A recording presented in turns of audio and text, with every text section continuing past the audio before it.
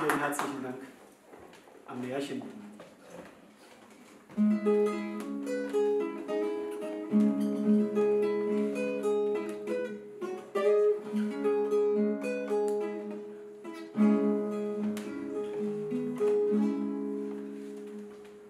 Am Märchenbrunnen zu nächtlicher Stund war ich ganz plötzlich erwacht. Wo kam ich nur her, wieso war ich dort? Was war es, das mich hergebracht? Als ich um mich blickte, sah ich dein Gesicht, du warst mir gleich völlig vertraut. Ich wusste genau, ich hatte dich hier Millionenmal schon geschaut. Millionenmal schon geschaut.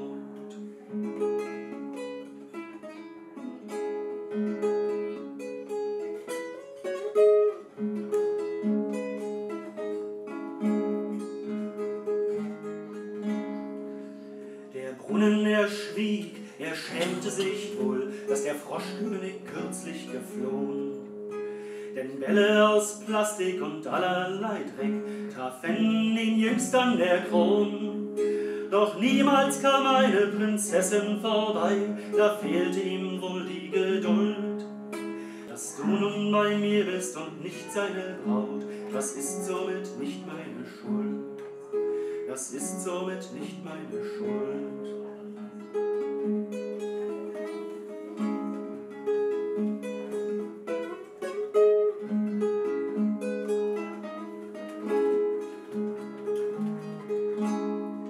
Ich hatte den Arm dann um dich gelegt und wünschte, er wäre ein Schal. Denn ich sah dich frieren und dennoch gingst du mit mir unter Bäumen so kahl. Ein Meer ganz aus Nebel versperrte den Weg, gefrorener Atem der Geister der Nacht. Doch für dich fasst ich Mut und sie fanden in mir ihren Meister. Sie fanden in mir ihren Meister.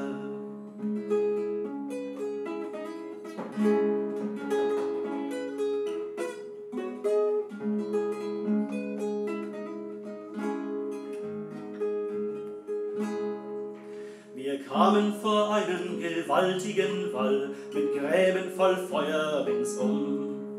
Wir schlossen die Augen und gingen hindurch und sahen in Eden uns um. Und dort traf ich dich und du trafst mich, so gingen wir gleich Hand in Hand und wurden durch einen strengen Befehl zurück zum Brunnen gesandt.